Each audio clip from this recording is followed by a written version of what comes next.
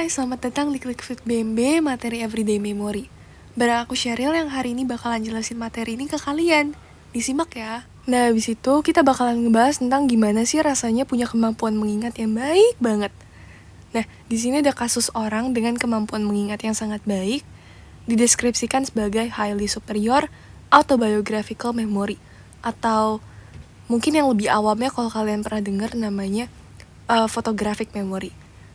Nah, ternyata orang-orang dengan photographic memory ini tuh banyak punya ketidaknyamanan loh yang kerap dialami. Misalnya, mereka tuh sulit untuk melupakan hal-hal atau memori yang traumatis yang mereka nggak mau inget. Terus mereka juga nggak begitu baik dalam reasoning yang melibatkan penarikan kesimpulan. Mereka juga nggak secara sadar melakukan kontrol terhadap memori, alias kayak semua hal yang mereka lihat, semua hal yang masuk ke short term memory mereka tuh secara otomatis langsung ditransfer ke LTM, alias kayak pembatasnya tuh rusak gitu. Mereka juga tidak mampu mengaplikasikan kekuatannya sendiri untuk mengingat materi ujian. Kayak kebayang gak sih kalian ingat semua hal lain selain materi ujian? Terus mereka juga biasa punya performa buruk pada ujian yang melibatkan organisasi materi, berpikir secara abstrak, dan bekerja dengan konsep. Nah, selanjutnya ada yang namanya misinformation effect. Misinformation effect sendiri punya arti berubahnya pemahaman kita terhadap suatu informasi setelah seseorang melihat peristiwa yang mengubah pandangan kita terhadap informasi yang sama apabila ditunjukkan lagi di masa depan. Misalnya, misleading post-event information. Contohnya gini, kalau misalnya ada orang nih yang kehilangan dompet pas dia pulang dari pasar. Terus dia lapor dong ke polisi dengan harapan polisi bisa bantu dia untuk nemuin dompetnya yang hilang. Pas dia lapor, polisi nanya, kamu tadi kehilangan dompet terus nyadarnya di mana gitu kan? Orang ini bilang di rumah. Terus polisi nanya lagi, oh kamu tadi pas pulang naik angkot ya? Terus dia bilang, iya tadi naik angkot. Terus polisinya bilang, oh mungkin aja tuh pas kamu turun angkot dompetnya jatuh. Biasa tuh orang gak sadar gitu kan. Terus pas polisi bilang kayak gitu, kita jadi mikir, apa iya ya pas diangkot? Nah, jadi yang sebelumnya kalau kamu ditanya tentang pengalaman kehilangan dompet, kamu ceritanya cuma tentang gue baru sadar hilang di rumah, jadi ada informasi tambahan nih, kayaknya hilangnya pas gue turun dari angkot sih. Padahal itu bukan berdasarkan ingatan kita, tapi dari input yang dikasih oleh polisi ke cerita kita gitu. Selanjutnya kita bakalan ngebahas tentang eyewitness memory. Eyewitness memory merupakan testimoni oleh seseorang yang menjadi saksi untuk suatu tindak kriminal. Nah, penerimaan testimoni saksi tindak kriminal didasari oleh 3 asumsi. Yang pertama, saksi mata mampu mengidentifikasi dengan jelas apa yang telah terjadi. Yang kedua, saksi mata mampu mengingat observasinya dan menerjemahkannya ke dalam deskripsi akurat terkait tindak kriminal apa yang sebenarnya terjadi. Dan yang ketiga, saksi dapat meretrieve dan mengubah memorinya menjadi sebuah narasi yang dapat dipahami. Nah, ternyata pernyataan atau saksi mata tuh nggak terlepas dari kesalahan loh. Di sini ada beberapa contoh errors of eyewitness testimony. Yang pertama ada kegagalan identifikasi saksi mata. Yang kedua ada kegagalan yang diasosiasikan dengan persepsi dan atensi. Yang ketiga ada misidentifikasi dikarenakan oleh familiarity. Misalnya, kejadiannya tuh di bar. Terus ada si A yang mukul si B. Tapi karena kebetulan ada si C juga, jadi saksi mata tuh kira si C yang mukul si B, bukan si A. Nah, itu bisa dikarenakan oleh familiarity. Karena ada si C di situ, jadi C terlibat, kesannya terlibat. Nah, ternyata kesaksian saksi mata tuh nggak terlepas dari beberapa error. Misalnya, kegagalan identifikasi saksi mata, kegagalan yang diasosiasikan dengan persepsi dan atensi, misidentifikasi dikarenakan familiarity. Jadi ini tuh maksudnya kayak kadang tuh ada pelaku dan korban yang terlibat, tapi karena saksi mata lihat ada orang lain yang kebetulan mungkin lagi lalu lalang juga di situ, akhirnya orang yang sebenarnya polos ini dinilai sebagai orang yang bersalah karena kebetulan ada di TKP di waktu yang bersangkutan. Dan yang terakhir ada kesalahan karena sugesti tertentu. Misalnya si investigator nanya kayak nanya tentang beberapa hal terkait TKP dan pelakunya. Dan ternyata tuh cara si investigator merespon ke apa yang saksi mata bilang tuh berpengaruh loh sama cerita si saksi mata itu.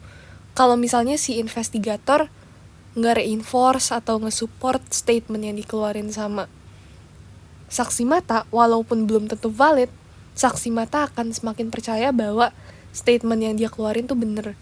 Dan berlaku juga kalau statement yang dikeluarin saksi mata tuh di downgrade atau di invalidate atau bahkan nggak dikasih feedback at all. Nah, kalau di downgrade atau nggak dikasih feedback at all, si saksi mata mungkin akan jadi ragu sama pernyataan dan memorinya sendiri. Nah, tadi kan kita udah bahas tentang definisi, udah juga bahas tentang error yang mungkin biasanya dilakukan oleh saksi mata. Nah, sekarang kita bakalan bahas tentang gimana sih cara meningkatkan performa saksi mata. Jadi, saat memerintahkan saksi mata untuk menunjukkan pelaku, beritahu saksi bahwa pelaku mungkin tidak ada di baris tersebut.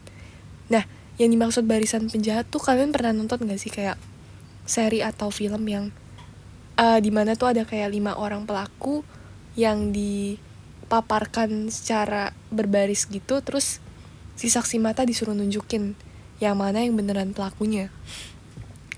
Nah, tujuan bilang ke saksi mata kalau misalnya tuh mungkin aja si pelaku gak ada di baris ini adalah biar si saksi mata tuh gak ke pressure untuk langsung point out ke orang yang sebenarnya innocent gitu.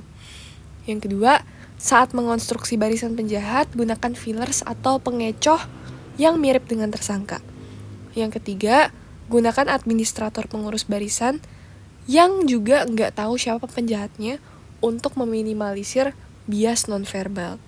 Yang keempat, perintahkan saksi untuk menilai seberapa percaya dirinya terhadap identifikasi yang mereka buat. Dan yang kelima, dengan melakukan cognitive interview atau menggali informasi sebanyak-banyaknya dari saksi mata dengan kayak memerintahkan mereka untuk membayangkan kejadian pas di TKP beneran ya, biar mereka tuh ke flashback dan hopefully memori mereka tuh lebih baik dengan cara itu. Nah, tapi balik lagi, gak semua saksi mata tuh gampang buat open up, gampang buat digali memorinya. Di sini dibahas apabila sulit bagi saksi mata untuk menceritakan apa yang terjadi, investigator bisa menciptakan beberapa pernyataan dukungan seperti biasanya orang tuh bisa inget kok, coba inget-inget aja dulu, atau menyuruh saksi mata latihan memvisualisasikan TKP selama beberapa hari setiap malam sebelum akhirnya ingetannya digali lagi sama si investigator. Selanjutnya kita bakalan ngebahas tentang music and odor elicited autobiographical memory. Nah, jadi terkadang tuh memori secara otomatis disebabkan atau dielicit karena musik tertentu yang disebut nostalgia. Nostalgia sendiri merupakan memori yang melibatkan afeksi sentimental untuk kejadian di masa lalu. Misalnya, lagu favorit kalian dulu pas sama pacar kalian tuh ada Ed Sheeran-nya lah, berbau-bau Ed Sheeran. Terus pas kalian putus, kalian lagi di kafe, tiba-tiba lagu Ed Sheeran diputar. Akhirnya muncullah yang namanya nostalgia. Terus memori yang disebabkan karena musik tertentu disebut juga music enhanced autobiographical memory atau MEMS.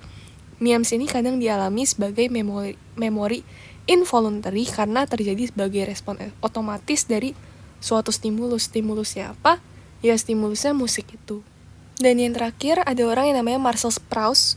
Dia tuh mendeskripsikan tentang bagaimana indera pengecap kita dan olfaktori atau penciuman kita dapat membuka memori yang ia lupa pernah dialaminya.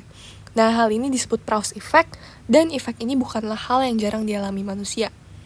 Kalau tadi dalam memes itu nostalgia terjadi karena adanya musik tertentu yang bermakna bagi kita, kalau di Proust effect ini memori kita dielicit oleh bau-bau tertentu, kayak misalnya bau parfum mantan, atau misalnya bau Apa bau kue-kue yang kita pernah cium di masa lalu akhirnya mengeksitasi memori tertentu.